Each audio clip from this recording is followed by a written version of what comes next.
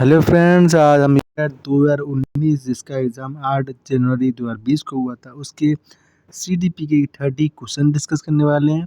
तो अगर आप हमारे चैनल पर नए हैं तो हमें सब्सक्राइब जरूर कर दें, हम ऐसी वीडियो लाते रहते हैं। इसके पहले के यूपी टेट के एग्ज़ाम के सीडीपी वाले क्वेश्चन हम डिस्कस कर चुके हैं पहले ही, और ईवीएस के भी हम सारे यूपी टेट के पीवाई को डिस्कस कर चुके हैं। और हमारे सीडीपी के कुछ बचे हैं उसको डिस्कस कर रहे हैं। तो पहला क्वेश्चन है कि किसने बहुविमात्मक प्रज्ञा का प्रत्यय दिया था। ठीक, कितना कठिन होना है। अगर हम इसको इंग्लिश में पढ़ें, who gov the concept of multiple intelligence. ठीक है, मल्टीपल इंटेलिजेंस से हमें ध्यान आया था तुरंत, बहुबुद्धि का सिद्धांत। बहुबुद्धि का सिद्धांत किसने दिया था, सिंपली ये पूछ रहा है। और इन्होंने हिंदी के परिभाषी शब्दों का प्रयोग कर कर इसको कठिन बना दिया है इस प्रश्न को। तो सिंपल है, आपके हावर्ड गार्डनर ने ये दिया था बहुबुद्धि का सिद्धांत, जिसे बहुविमात्मक प्रज्ञा का सिद्धांत भी कहा गया।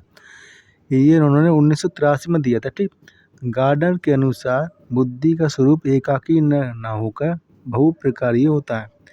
इन्होंने 8 प्रकार की बुद्धि दी थी। ठीक है, जो निम्नवत है: व्यक्तिक पर बुद्धि, व्यक्तिक स्वबुद्धि, संगीत बुद्धि, शारीरिक शरीर गति की बुद्धि, स्थानिक बुद्धि, तार्किक गणितीय बुद्धि, भाषाई बुद्धि, और 8वीं आपकी प्राकृतिक बुद्धि। ठीक, उन्होंने 8 प्रकार की बुद्धि दी थी। आपको क्या याद रखना है, आपको इसका आंसर तो रट लेना है, प्लस इस पूरी पीडीएफ की जो व्याख्या है, पूरी पीडीएफ की क्या हमने जितने भी पीवाई को कराए हैं उन सब की पीडीएफ की व्याख्या आपको रट लेनी चाहिए, पूरी पीडीएफ रट लेनी है। ठीक है, आपके लिए लाभदायक ही सिद्ध होगा। तो दूसरे क्वेश्चन पर आते हैं कि डिसलेक्सिया में यह करने में कठिनाई होती है: पढ़ने में, व्यक्त करने में, खड़े होने में, बोलने में। तो डिसलेक्सिया में बहुत मशहूर क्वेश्चन है, कई बार आया है। ये आपके पठन विकार संबंधी अधिगम अक्षमता होता है। ठीक है, जिसके लक्षण क्या होते हैं: वर्णमाला अधिगम में कठिनाई, अक्षरों की ध्वनियों को सीखने में कठिनाई, पढ़ते समय स्वर वर्णों का लोप होना, समान उच्चारण वाले ध्वनियों को ना पहचानना, शब्दों को उल्टा या अक्षरों का क्रम इधर उधर पढ़ कर जाना। ठीक है, तो तीसरे क्वेश्चन पर आते हैं। तीसरा क्वेश्चन आपका, निम्न में से क्या समावेशी कक्षा में शिक्षक की भूमिका नहीं है। नहीं, विशेष ध्यान देना है, जिस भी क्वेश्चन में नहीं आता है विशेष ध्यान देना है। तो क्या शिक्षक की भूमिका नहीं है, मतलब हमें नेगेटिव पॉइंट काट देने हैं, सिंपल सी बात है। सॉरी, नेगेटिव पॉइंट को हमें पकड़ना है, पॉजिटिव पॉइंट काट देने हैं। तो बच्चे की आवश्यकता के अनुसार बैठने की पर्याप्त व्यवस्था करना, ये तो शिक्षक की भूमिका है। शिक्षक को निःशक्त बच्चों पर ध्यान नहीं देना चाहिए, बिल्कुल देना चाहिए, और यही आपका इस क्वेश्चन के हिसाब से सही आंसर है। ठीक है, व्याख्या पढ़ते हैं। समावेशी कक्षा में शिक्षक की भूमिका निम्न होनी चाहिए: बच्चों की आवश्यकता के अनुरूप बैठने की पर्याप्त व्यवस्था करनी चाहिए, शिक्षक को निःशक्त बच्चों पर विशेष ध्यान देना चाहिए, बच्चों को प्रोत्साहित करना चाहिए, शिक्षक को सीखने में अक्षम बच्चों को अतिरिक्त समय देना चाहिए, शिक्षक को बच्चों की व्यक्ति विभिन्नता को ध्यान में रखकर अधिगम परिस्थितियों का निर्माण करना चाहिए। क्वेश्चन 14 पर आते हैं। कक्षा में छात्रों को प्रश्न पूछने के लिए हतोत्साहित करना चाहिए। हतोत्साहित आपका नेगेटिव वर्ड है, ये नहीं होगा। प्रेरित करना चाहिए, रोकना नहीं चाहिए, अनुमति देनी चाहिए। ठीक है, तो आपका सही आंसर होगा आपका प्रेरित करना चाहिए। तो व्याख्या पढ़ते हैं। कक्षा में छात्रों को प्रश्न पूछने के लिए प्रेरित करना चाहिए ताकि वे शिक्षण अधिगम प्रक्रिया में सक्रिय सहभागिता करते हुए अधिगम अनुभव प्राप्त कर सकें, साथ ही अपनी जिज्ञासा का समाधान कर सकें। 5वें क्वेश्चन पर आते हैं कि बच्चे की वृद्धि मुख्यतः संबंधित है शारीरिक विकास की से, सामाजिक विकास से, भावात्मक विकास की, या फिर नैतिक विकास से। ग्रोथ की बात करिए, ग्रोथ एंड डेवलपमेंट का हमने वो डाला था अलग से, क्लास थ्योरी क्लास डाली थी, वो देखिए आप, उसी से संबंधित क्वेश्चन आया है कि ग्रोथ का मतलब होता है फिजिकल डेवलपमेंट। ठीक है, शारीरिक विकास को कहते हैं ग्रोथ, और सर्वांगीण विकास को कहते हैं विकास।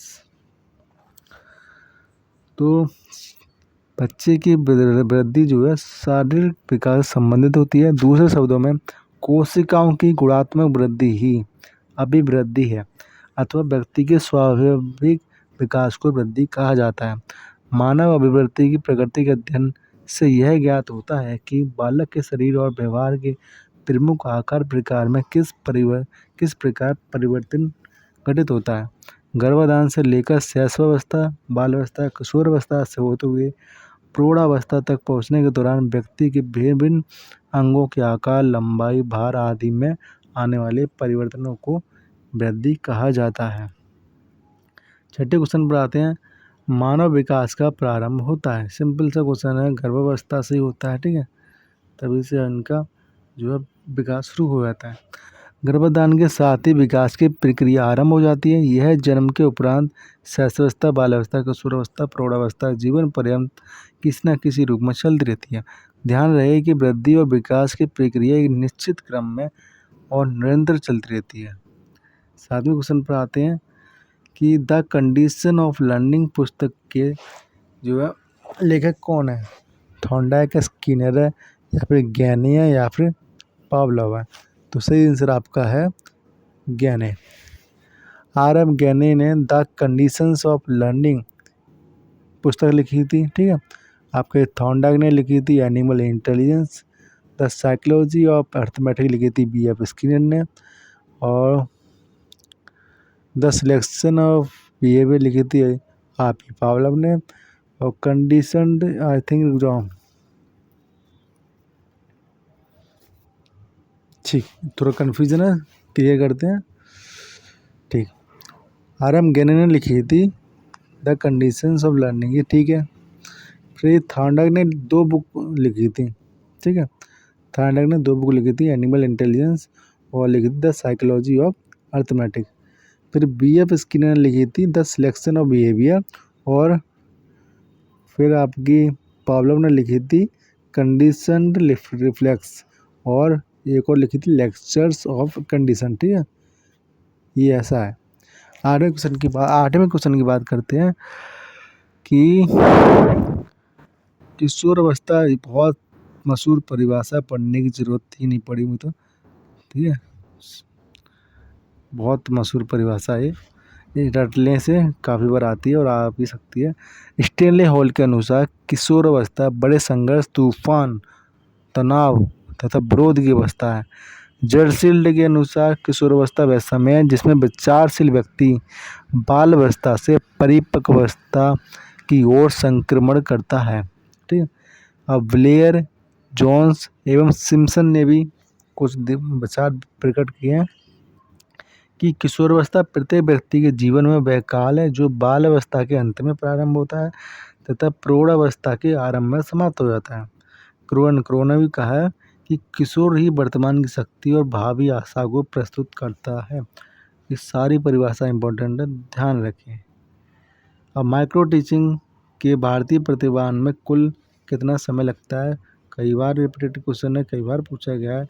36 मिनट। सूक्ष्म शिक्षण के भारतीय प्रतिमान में सूक्ष्म शिक्षण चक्र की अवधि 36 मिनट होती है। इसका विभाजन निम्न प्रकार होता है। पाठ योजना निर्माण के लिए आपके लिए 6 मिनट मिलती हैं, शिक्षण के लिए 6 मिनट मिलती हैं, प्रति पृष्ठ के लिए 6 मिनट मिलती हैं, पुनः पाठ योजना के लिए 6 मिनट मिलती हैं, फिर आपका पुनः शिक्षण के लिए 6 मिनट मिलती हैं और पुनः प्रति पुष्टि के लिए भी 6 मिनट मिलती हैं। इसलिए आपका समय हो गया 36 मिनट हो गया। 10वें क्वेश्चन पर आते हैं।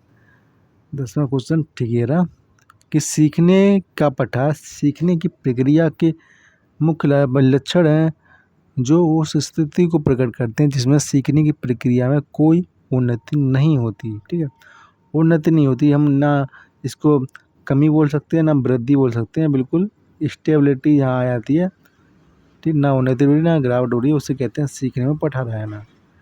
तो ये परिभाषा किसने दी है, ये आपके दिए रॉस भाई साहब ने, ठीक है। सीखने में पठार की परिभाषा रॉस ने इस प्रकार दी है। सीखने का पठार सीखने की प्रक्रिया के मुख्य अभिलक्षण हैं जो उस स्थिति को प्रकट करती हैं जिसमें सीखने की प्रक्रिया में कोई उन्नति नहीं होती। जबकि गेट्स ने भी परिभाषा दी है, गेट्स वाले ने, कि सीखने के वक्र में इस प्रकार गेट्सवर्न ने सीखने के वक्र को इस प्रकार परिभाषित किया है कि सीखने के वक्र अभ्यास द्वारा सीखने की मात्रा, गति और उन्नति की सीमा का ग्राफ पर प्रदर्शन करते हैं। पीवाईक्यू में आई हुई परिभाषा तो आपको जरूर ध्यान रखनी है। यदि शिक्षक कक्षा में एक छात्र को समस्यात्मक बालक के रूप में पाता है तो उसे बताइए दंड देना चाहिए? नहीं, नहीं और नहीं। परामर्श देना चाहिए। ठीक है। ध्यान रहे, समस्यात्मक बालक वे बालक होते हैं जिनके व्यवहार तथा व्यक्तित्व इस सीमा तक असामान्य होते हैं कि वे घर, विद्यालय, समाज में समस्याओं के जनक बन जाते हैं। वे वातावरण के साथ अपने आप को समायोजित नहीं कर पाते। समस्यात्मक बच्चे कई प्रकार के होते हैं, चोरी करने वाले, विद्यालय से भाग जाने वाले आदि। ऐसे बालकों के लिए शिक्षक द्वारा क्या करना चाहिए? बच्चों को पहले परामर्श देना चाहिए, बच्चों को अच्छे कार्य के लिए प्रोत्साहन और पुरस्कार दिया चाहिए, मधुर व सहयोगात्मक व्यवहार उनके साथ करना चाहिए। बारे में क्वेश्चन की बात करते हैं कि पाठ सहगामी क्रिया मुख्यतः हैं, संबंधित हैं किससे हैं? सिंपल सा है, जहाँ सर्वांगीण विकास आया है वो आपका आँख मीच के आंसर लगा दो, वही होगा। ठीक है। पाठ सहगामी क्रियाएं छात्रों के सर्वांगीण विकास से, छात्रों की रुचि और अवधान से, छात्रों की सक्रिय सहभागिता से, छात्रों की क्रियाशीलता आदि संबंधित है। पाठ सहगामी क्रियाओं में खेल, नाटक, निबंध प्रतियोगिता, शैक्षिक भ्रमण, अंत्याक्षरी आदि क्रियाएं आती हैं। 13वें क्वेश्चन की बात करते हैं कि निम्न में से किसने अधिगम सिद्धांत का प्रतिपादन नहीं किया? कॉलर का हमने पढ़ा है, स्किनर का पढ़ा है, थार्नडाइक का भी सिद्धांत पढ़ा है अधिगम का। बीएस ब्लूम ने कोई सिद्धांत नहीं दिया था, अभी अधिगम का नहीं दिया था। ठीक, और सिद्धांत दिए थे। ठीक, तो पढ़ते हैं। बीएस ब्लूम तथा उनके सहभागियों ने 1956 में शिक्षा अधिगम के उद्देश्यों का वर्गीकरण प्रस्तुत किया था, जबकि कॉलर, मैक्स बर्दिमर, कॉफका, कोटलेवन ने मिलकर अंतर्दृष्टि अधिगम सिद्धांत का प्रतिपादन किया। स्किनर ने अधिगम का क्रिया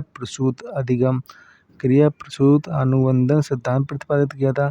थार्नडाइक ने अधिगम का संबंधवाद सिद्धांत प्रतिपादित किया था। ठीक है, आपको व्याख्या जरूर ध्यान रखनी है।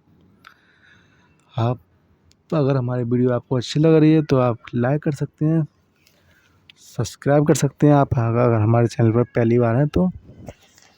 शिक्षा में अवरोधन का तात्पर्य है, ठीक है, स्टैग्नेशन की बात कर रहा है। अवरोधन क्या होता है? यह अवरोधन होता है, आई थिंक डी होगा इसका सही आंसर। ठीक है, डी ही है। अवरोधन क्या होता है? किसी बालक का 1 वर्ष से अधिक समय तक एक ही कक्षा में रहना।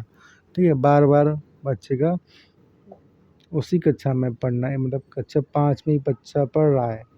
नॉर्मली सामान्य बच्चे 1 साल पढ़ते हैं किसी कक्षा में, लेकिन बच्चा फेल होने के कारण फिर से उसमें एडमिशन कर लिया, वो क्या है? वो शिक्षा में अवरोधन आ गया है, स्टैग्नेशन आ गया है। ठीक है, तो शिक्षा में अवरोधन का आशय असफल रहने से लिया जाता है। ये क्या ले लिया मैंने भाई? वेट। ठीक है, शुरू हो गया। तो शिक्षा में अवरोधन का आशय असफल रहने से लिया जाता है, अर्थात किसी बालक का 1 वर्ष से अधिक समय तक एक ही कक्षा में रहना अवरोधन कहलाता है।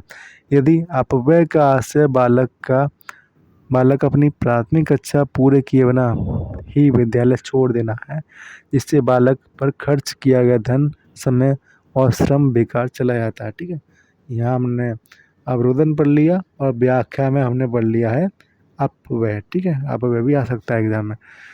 तो 15वें क्वेश्चन पर आ गए हम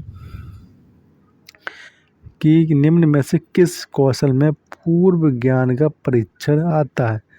तो पूर्व ज्ञान का परीक्षण आपका आता है प्रस्तावना कौशल में। ठीक है, कैसे पढ़ते हैं? प्रस्तावना कौशल में पूर्व ज्ञान का परीक्षण किया जाता है। इस कौशल का उपयोग शिक्षक छात्रों के पूर्व ज्ञान का परीक्षण करता है ताकि वे नवीन ज्ञान को पूर्व ज्ञान से जोड़ते हुए अधिगम परिस्थिति का निर्माण कर सके। शिक्षण में पाठ की प्रस्तावना से तात्पर्य है छात्रों व शिक्षकों के बीच मानसिक समरसता स्थापित करना। प्रस्तावना कौशल के घटक भी बताए गए हैं कि पहला घटक है आपका पूर्व ज्ञान से संबंध, दूसरा है आदत ज्ञान से तुलना, तीसरा है प्रेरणा हेतु उपयुक्त युक्ति व शैक्षिक साधनों का चयन, चौथा है प्रश्नों में तारतम्यता, पांचवा है उद्दीपन प्रभाव। ठीक है, 16वें क्वेश्चन की बात करते हैं। आपको ये थोड़ा सा मिसप्रिंट हुआ है, ये आपका कॉलम ए है, ठीक है, और ये वाला बी है। ठीक है, तो कि लॉ, ठीक है, अडेप्टेशन किसने दिया था? हिंदी लिखना भूल गए क्या ये महाशय? हिंदी लिखना भूल गए।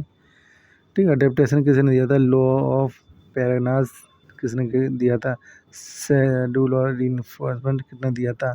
एनिमल इंटेलिजेंस किसने दिया था? ठीक है, तो देखते हैं, हिंदी में लिखा होता तो मैं भी कर लेता। ठीक, मुझे थोड़ी कठिनाई हो रही है। मैं सामान्यतः मेरी जो बाल विकास है वो मैंने पूरा बाल विकास हिंदी में तैयार किया है। ठीक है,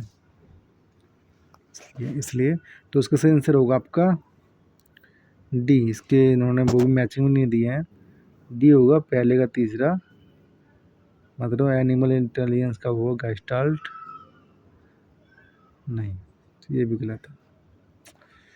इस पर बिल्कुल ध्यान मत दें, मैं बता रहा हूँ। अब इसको आप व्याख्या ध्यान रख लें इसकी सीधे सीधे कि एनिमल इंटेलिजेंस आपका ठंडा ने दिया था, पुनर्वलन की अनुसूची आपने स्किनर ने दिया था, और सार गर्भिता का नियम आपके गेस्टाल ने दिया था, और अनुकूलन आपका पियाजे ने दिया था। ठीक है,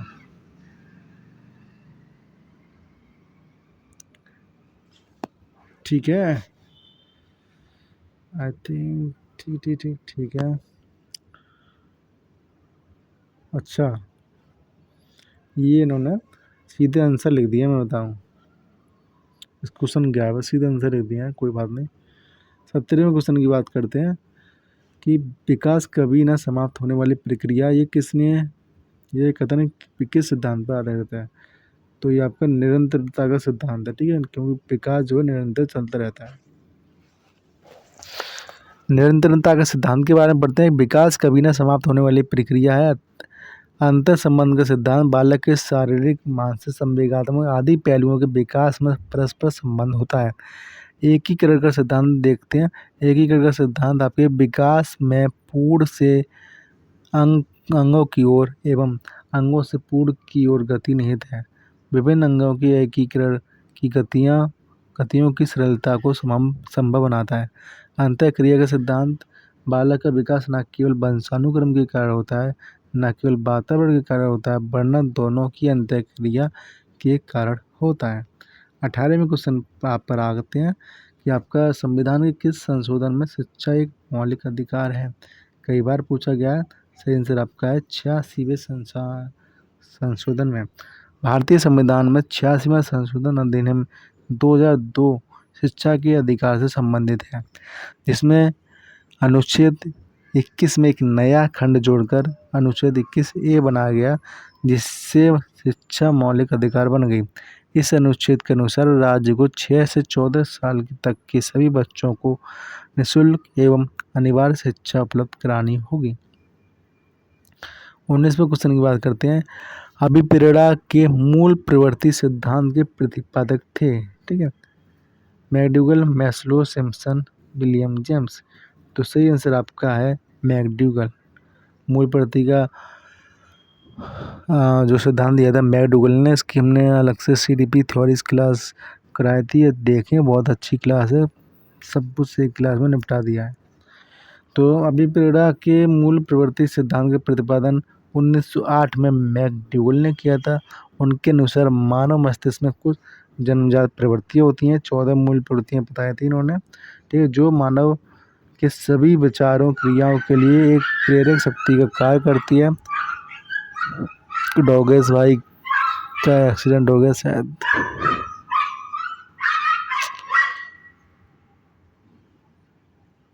ठीक है, शांत हो गया। तो हम क्या चल रहे थे, ठीक है। मॉकडुगल ने आपके मूल प्रवृत्ति को जन्मजात मनोशारीरिक उपद्रव के रूप में परिभाषित किया था। 20वें क्वेश्चन की बात करते हैं। विकास की किस अवस्था को कोल एंड ब्रूस ने संवेगात्मक विकास का अनोखा काल कहा था? शैशवावस्था, बाल्यावस्था, प्रौढ़ावस्था, किशोरावस्था। ठीक है, तो बताइए इसका आंसर क्या होगा। डॉगेश भाई साहब थोड़ा उपद्रव मचा रहे थे। तो कोल एंड ब्रूस ने बाल्यावस्था को संवेगात्मक विकास का अनोखा काल बताते हुए कहा कि वास्तव में माता पिता के लिए बाल विकास की इस अवस्था को समझना कठिन होता है। ठीक, 21वें क्वेश्चन पर आते हैं कि व्यवहार के कारण व्यवहार में परिवर्तन ही अधिगम है, ये किसने कहा था? Woodward, Guilford, Skinner, Crow and Crow. तो सही आंसर आपका है गिलफोर्ड ने। गिलफोर्ड के अनुसार व्यवहार के कारण व्यवहार में परिवर्तन ही अधिगम है। ठीक है, वुडवर्ड की परिभाषा है कि नवीन ज्ञान तथा नवीन प्रतिक्रियाओं को अर्जन करने की प्रक्रिया अधिगम करने की प्रक्रिया है। स्किनर ने भी परिभाषा दी थी कि अधिगम व्यवहार में उत्तरोत्तर अनुकूलन की क्रिया है।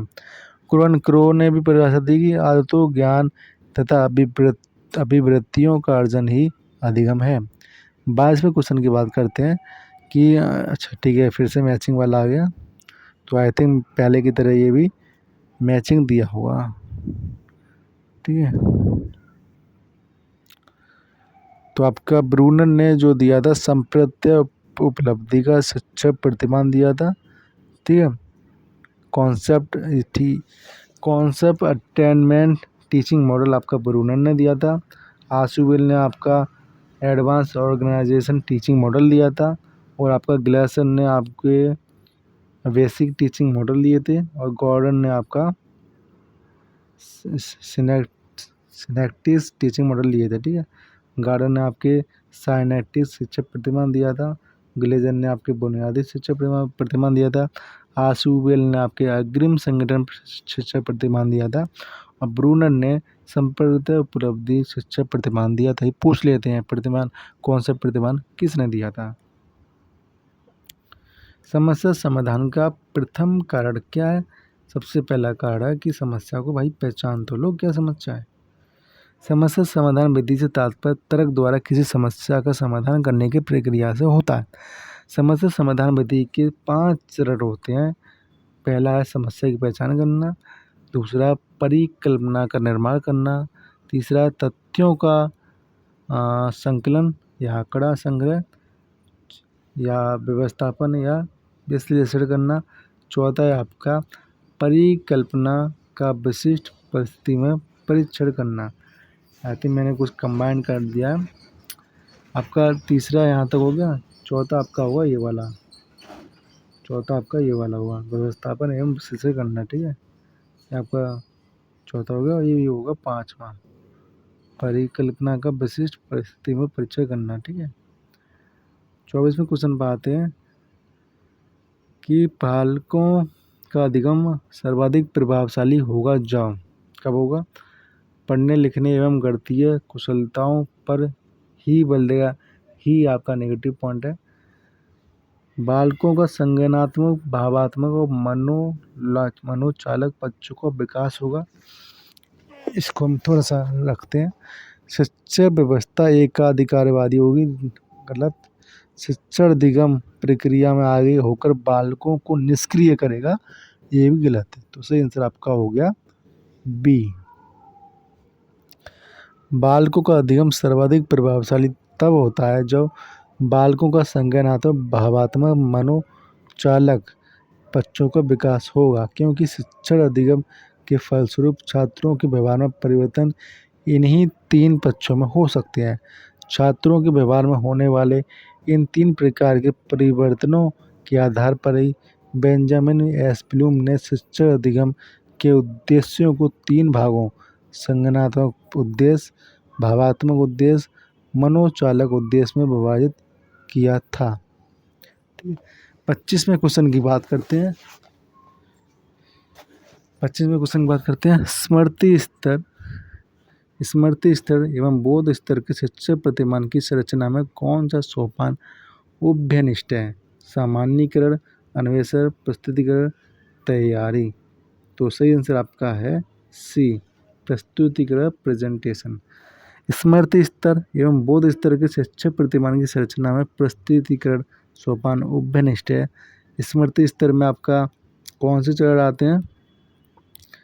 प्रस्तावना, प्रस्तुतिकरण, स्पष्टीकरण, तुलना, सामान्यीकरण और प्रयोग। और बोध स्तर में कौन से चरण आते हैं? अन्वेषण, प्रस्तुतिकरण, आत्मीकरण अथवा परिपाक व्यवस्था, वर्णन और अभिव्यक्तिकरण। ठीक है, तो आपका कॉमन क्या आया? कॉमन आपका आया प्रस्तुतिकरण। 26वें क्वेश्चन की बात करते हैं कि देख लिया कि निम्न में से किस सिद्धांत को पुनर्वलन का सिद्धांत कहते हैं?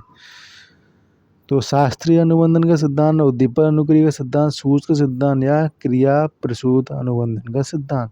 तो सही आंसर आपका है क्रिया प्रसूत अनुबंधन का सिद्धांत। ये आपके किसने दिया था? आप बताएंगे कमेंट में। क्रिया प्रसूत अनुबंधन को पुनर्वलन के सिद्धांत भी कहते हैं। ये आपके स्किनर भाई साहब ने दिया था। इसके अपने अधिगम सिद्धांत में पुनर्वलन की सर्वाधिक तथा प्रभावशाली भूमिका निभाई थी। इसके अनुसार पुनर्वलन से तात्पर्य किसी अपेक्षित अनुक्रिया के प्रतिफल के रूप में किसी ऐसे सुकारी उद्दीपक की प्रस्तुति है जो प्राणी को अपेक्षित अनुक्रिया बार बार करने के लिए प्रेरित करता है। स्किनर का सिद्धांत हम पढ़ने वाले हैं कुछ दिनों के बाद। 27वें क्वेश्चन की बात करते हैं कि निम्न में से कौन सी अवस्था ब्रूनर के संज्ञानात्मक विकास सिद्धांत का अंग नहीं है? अंतःप्राग अवस्था, प्रतिबिंबात्मक अवस्था, संकेतात्मक अवस्था या फिर क्रियात्मक अवस्था। सही आंसर आपका है अंतःप्राग अवस्था। ब्रूनर ने संज्ञानात्मक विकास की अवस्थाओं के को 3 स्तरों में बांटा था। पहला है क्रियात्मक अवस्था, दूसरा है प्रतिबिंबात्मक अवस्था, तीसरा आपका संकेतात्मक अवस्था। ठीक है, अंतःप्राग अवस्था जीन पियाजे द्वारा बताए गए संज्ञानात्मक विकास के पूर्व संक्रियात्मक अवस्था की दूसरी उपअवस्था है जो 4 वर्ष से 7 वर्ष तक होती है। ठीक है, ये आपको नया पॉइंट पता चला, ये आपके जीन पियाजे ने दी थी। जीन पियाजे जो संज्ञानात्मक विकास सिद्धांत है ना, उसमें है, और ये सारे आपके सही संबंधित हैं ब्रूनर से। 28वें क्वेश्चन की बात करते हैं। मॉरिसन ने बौद्ध स्तर के शिक्षक प्रतिमान में 5 पदों का वर्णन किया। वो है, पहला है प्रेजेंटेशन, दूसरा है एक्सप्लोरेशन, तीसरा है ऑर्गेनाइजेशन, चौथा है एसिमिलेशन और 5वां आपका रेसिटेशन। ठीक है, अब इनके सीक्वेंस लगाने हैं, इसका सही क्रम लगाना है। तो सही आपका क्रम होगा दूसरा, पहला, चौथा, तीसरा, 5वां। ठीक है, हेनरी सी मॉरिसन ने बौद्ध स्तर के शिक्षक प्रतिपादन में 5 पदों का वर्णन किया था, जिसके सोपान थे खोज या अन्वेषण, जिसे एक्सप्लोरेशन कहते हैं, दूसरा था प्रस्तुतिकरण, जिसे प्रेजेंटेशन कहते हैं, तीसरा था आत्मीकरण अथवा परिपाक, जिसे एसिमिलेशन कहते हैं, चौथा था संगठन या व्यवस्था, जिसे ऑर्गेनाइजेशन कहते हैं, पांचवा था वाचन या अभिव्यक्तिकरण, जिसे रेसिटेशन कहते हैं। ठीक है, 29वें क्वेश्चन की बात करते हैं कि निम्न में कौन सा संज्ञानात्मक क्षेत्र से संबंधित नहीं है? अनुमूल्यन, अनुप्रयोग, बोध, ज्ञान। तो सही आंसर आपका है अनुमूल्यन, वैल्यूइंग।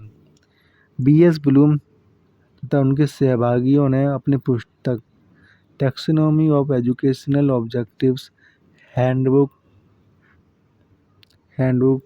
कॉग्निटिव डोमेन 1956 में लिखा है कि संज्ञानात्मक क्षेत्र में वे उद्देश्य होते हैं जो ज्ञान के पुनः स्मरण या पहचान तथा बौद्धिक योग्यताओं व कौशल के विकास से संबंधित होते हैं। ब्लूम ने संज्ञानात्मक क्षेत्र के उद्देश्यों को 6 वर्गों में विभाजित किया था। पहला था ज्ञान, दूसरा था बोध, तीसरा था अनुप्रयोग, चौथा था विश्लेषण, 5वां था संश्लेषण और 6ठा था मूल्यांकन। आज का आपका लास्ट 30वां क्वेश्चन, निम्न में से कौन सा अधिगम का वक्र नहीं है? नतोदर, मिश्रित, लंबवत, उन्नतोदर। तो सही आंसर आपका है लंबवत। लंबवत कोई सीखने का वक्र नहीं होता।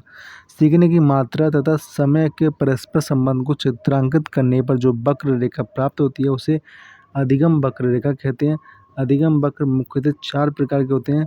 सरल सरल रेखीय वक्र, आपका उन्नतोत्तर वक्र, फिर होता है आपका नतोत्तर वक्र, और फिर आपका होता है मिश्रित वक्र।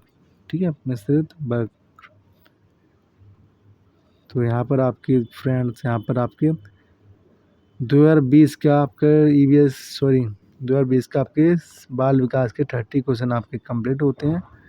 आगे के कुछ 2020 में 2019, क्षमा करें। तो आगे के यूपी टेट के पीवाई को देखने के लिए हमें सब्सक्राइब जरूर करें। तो रात काफ़ी हो गई है, मुझे काफ़ी ज़्यादा नींद आ रही है, इसलिए मैं कुछ शब्द भी शायद मैंने छोड़ दिए होंगे, मुझे लग रहा है, उसके लिए क्षमा करें। मिलते हैं अगली वीडियो में, तब तक के लिए बाय बाय।